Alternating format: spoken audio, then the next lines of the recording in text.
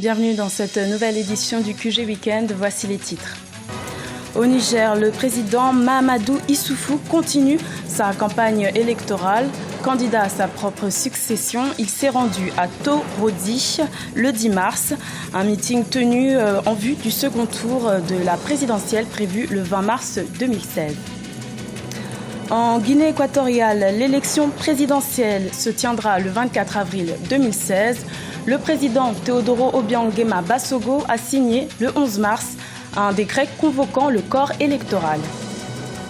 Et puis focus sur le musicien guinéen Kandia Kora, joueur du traditionnel instrument de musique, la kora. Il est nommé à la cérémonie Kora Awards qui se tient le 20 mars 2016 en Namibie.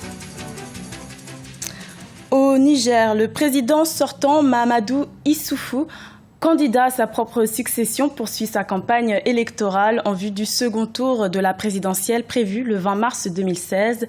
Il s'est rendu le 10 mars à Torodi, dans le sud-ouest du pays, pour présenter son programme Renaissance 2 aux populations locales. Un reportage de notre correspondant au Niger, Sadou Alizé Mouktar. Issoufou Mahamadou en campagne pour le second tour de la présidentielle au Niger. Le candidat du parti nigérien pour la démocratie et le socialisme, PNDS Tareya, s'est rendu ce 10 mars 2016 dans le département de Torodi, région de Tillabéri au sud-ouest du Niger. Issoufou Mahamadou a remercié la population haute pour le soutien. Soutien qui lui a permis de faire un score satisfaisant au premier tour du scrutin. Les deux résultats, dis-je, ont ébranlé nos adversaires. Nos adversaires ont tremblé devant ces résultats, au point où, comme vous le savez, ils ont décidé d'abandonner nos combats. Ils ont été ébranlés, au point où ils ont décidé de déserter le champ de bataille. Mais nous, plaise à Dieu, nous irons au second tour. Au premier tour du scrutin, Issoufou Mahamadou avait recueilli 48,43% des voix contre 17,73% pour Hama Amadou, son challenger. Pour le second tour de la présidentielle, le président de la République sortant, candidat à sa propre succession, a le soutien de 53 formations politiques. Ceux qui disent que le régime actuel n'aime pas la région de Tillabéri, je les mets au défi lors d'un débat public, programme contre programme, résultat contre résultat, bilan contre bilan, et nous allons leur démontrer que jamais il n'y a eu autant de réalisations dans la région de Tillabéri que maintenant, que sous le régime de Issoufou Mahamadou.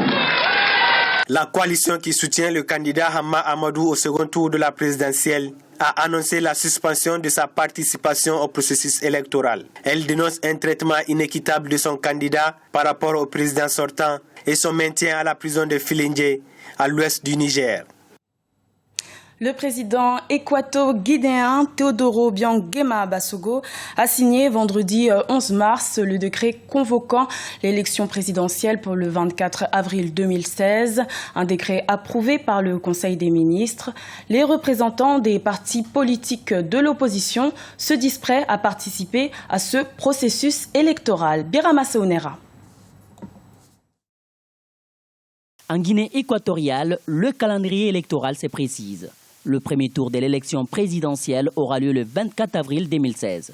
Il s'agira des 4e élections multipartites depuis l'accession à la magistrature suprême du président Teodoro Obiang-Nguema Basogo. Cette présidentielle est la première à être organisée depuis la réforme constitutionnelle approuvée par référendum en novembre 2011. Une loi fondamentale à travers laquelle la durée du mandat présidentiel est limitée à 2 septennats. L'une des recommandations du président de la République est aussi que nous, les acteurs politiques, devons mener un processus pacifique, civique et la promotion d'un esprit patriotique et nationaliste. Âgé de 73 ans, le président Teodoro Obiang-Nguema est candidat à sa propre succession. Le 9 mars 2016, le chef de l'État équato-guinéen a également convoqué les leaders de l'opposition légalisée et le représentant du parti au pouvoir, PDG. L'objectif était de trouver un consensus sur le fichier électoral en vue de la présidentielle. À l'issue de cette rencontre, Les représentants des formations politiques se sont dit prêts. Comme toujours, nous allons donner une preuve de notre crédibilité démocratique. Nous allons donner un exemple au monde. Nous avons suffisamment d'expérience.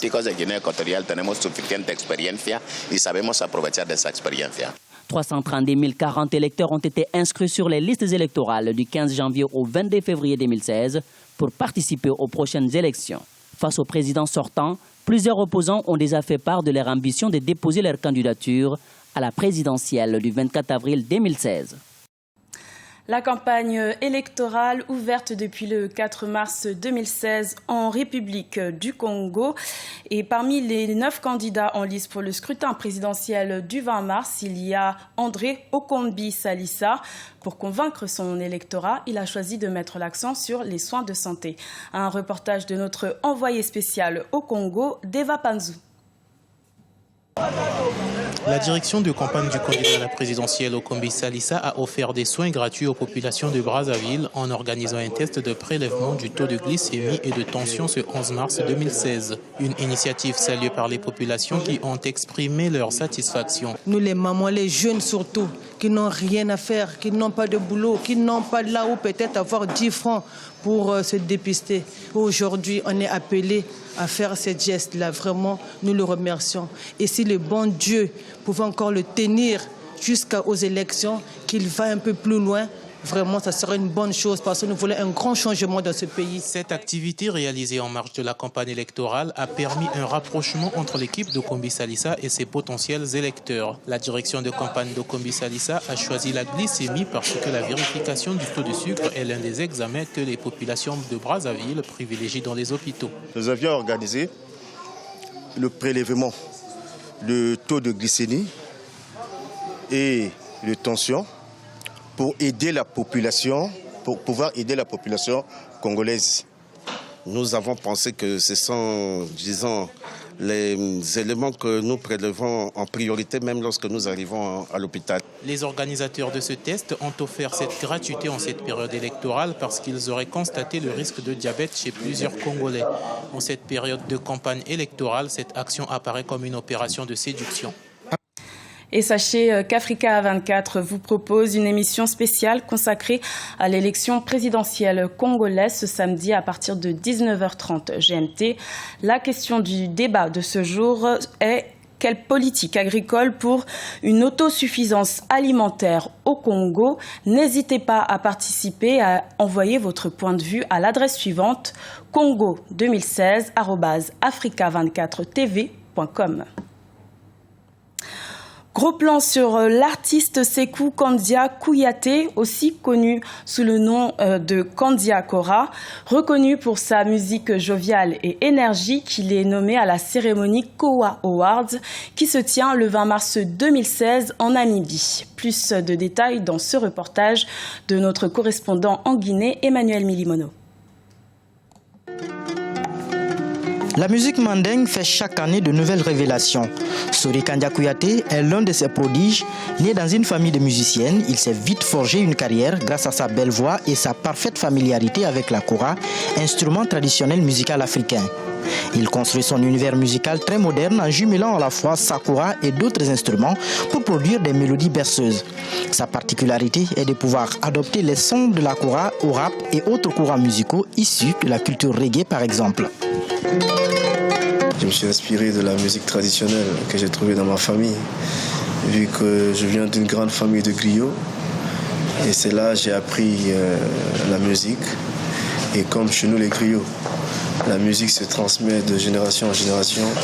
Et c'est comme ça que j'ai appris la musique avec mes parents. Je chante plus l'amour, la vie, et ce qui se passe autour de moi, mes vécus, mes problèmes et le problème aussi des autres.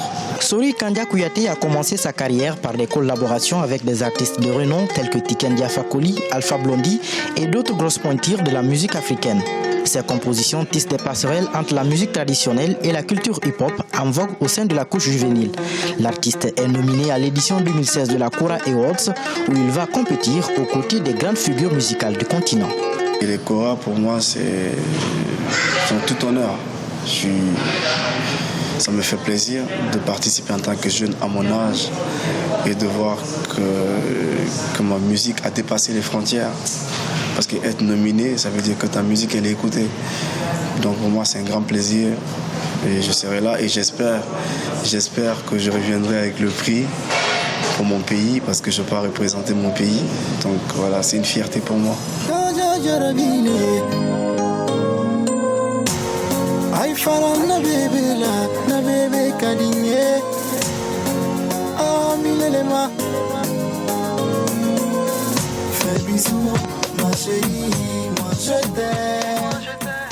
Tout petit, Kandia Kora est initié à la kora par son père Mbadi Kouyaté et se découvre une attirance pour les autres genres musicaux actuels. Son apprentissage est donc placé sous le signe de la diversité. Il fréquente aussi bien les répétitions des ballets africains de Guinée que des mariages et autres cérémonies qui l'accompagnent au piano. Kandia pratique également la kora dans la troupe de théâtre de son école et remporte beaucoup de trophées. Son album de 12 titres paru en 2014 lui permet de remporter le titre de la meilleure musique de la même année grâce au titre Zinab Mansaré. C'était le journal de la rédaction. Merci pour votre fidélité. Retrouvez dans quelques instants une nouvelle édition de l'information sur Africa 24.